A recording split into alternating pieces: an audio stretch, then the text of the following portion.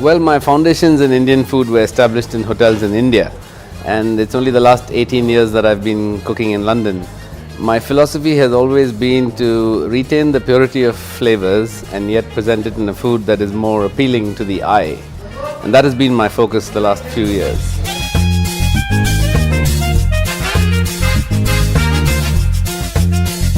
It's usually a wow because typically we expect Indian food to be a sauce and with meat or vegetables in a bowl, garnished with cream or coriander, maybe a dollop of butter.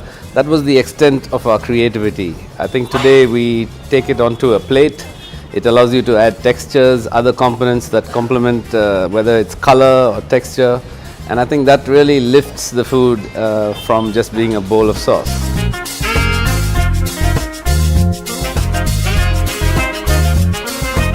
The opportunity to move to London, of course, brought with it a wealth of ingredients that we get to use there.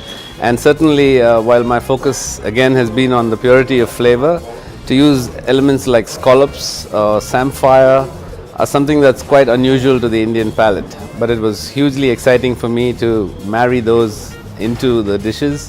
Whether it's adding texture or color, those fascinating ingredients make it look so much prettier.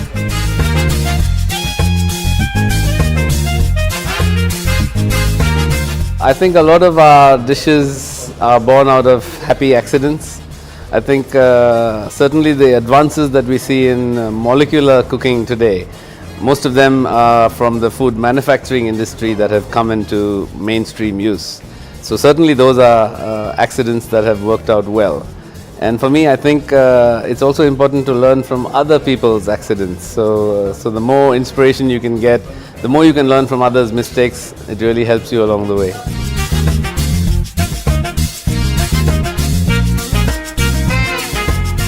I think the hard sell is in getting the customers to try it, because when they hear of a tandoori mushroom, they expect the usual cup mushroom with a filling and put onto a skewer in the tandoor. When they see a beautifully plated salad of exotic mushrooms, it's certainly not what they would have expected. And I like to always offer, even in my dish descriptions, I prefer to undersell the dish and let the actual dish speak for itself. So I believe very much in simplicity, and I keep my descriptions as simple as possible. And that final reveal is only when you actually see the dish. So that's how it's always worked for me.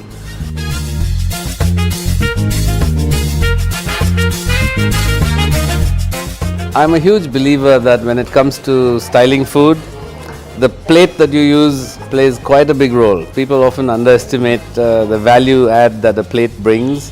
A good plate, and we have a diverse selection to choose from, whether it's made of wood or stoneware or melamine or even china. But I think the textures on the plate or the shape of the plate itself can transform a dish. Khichdi was a good example you just brought out. Serving it in a bowl garnished with chopped onions or a sprig of coriander is only going to take it that far.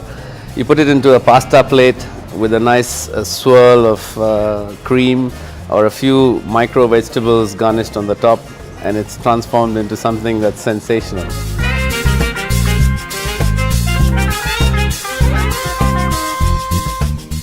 I think the importance is to focus on the core profile of the dish. You don't want to take that away from anything else that you're adding. Value add could be textures. Certainly you like to have a bit of crunch. So even the way your potato crisps are arranged on top of a khichdi could be a great way to give it height and not have a flat mush. Also micro cress, which is very fashionable today. It's possible to even grow micro coriander in your kitchen garden or on a windowsill, and it looks much prettier than just chopped herbs. So I think that's few styling tips I can give you. But the important thing is to retain the purity of flavor of the main dish. Some chefs, of course, separate the dish or deconstruct the dish into its individual components and then put them back onto a plate. So the sauce is maybe just a swish of sauce on the base, and the meat is then plated very nicely over it, and you build textures and layers into it. It's a bit like imagining doing a piece of art, and you add layers that add value. I think Indian food suffers the same symptoms that Italian food has suffered for a long time, where the expectation was more on how it tasted and less on how it looked. Today that gap is being bridged gradually, and that's only a good thing for chefs like us.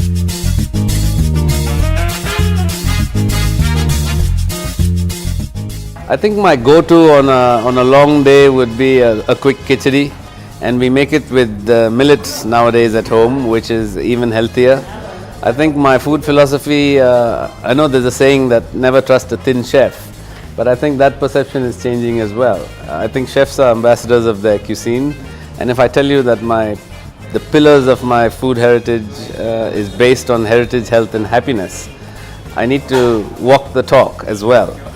So I think it's important for us to be fit. We taste an enormous gamut of food during the day. Balancing that with the right exercise is super important, so we can actually walk the talk.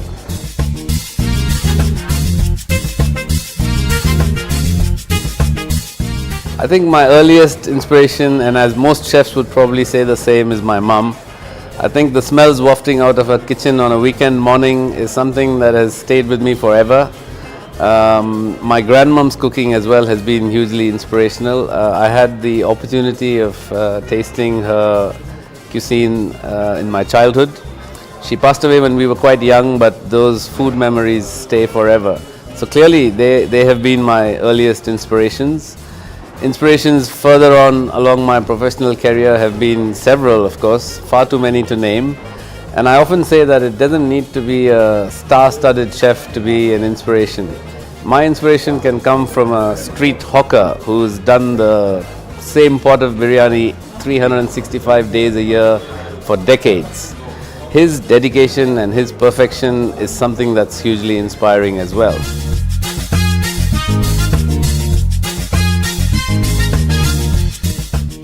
My favorite ingredient, and not just to provide heat but also flavor, is the green chili. People don't realize that the chili was brought to India by the Portuguese only about 300 years ago. But it's become so ingrained in our psyche that it's such a big part of our cuisine. We eat it raw, we eat it in salads, we eat it in sags and curries where it's used more for heat.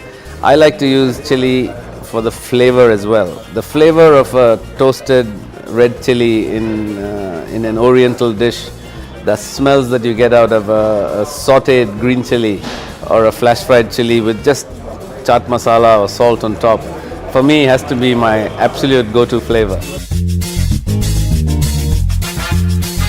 If I have the time, it would be biryani, but for a quick meal, I can be very simple with my taste. It would just be toast and jam, or toast and a spread.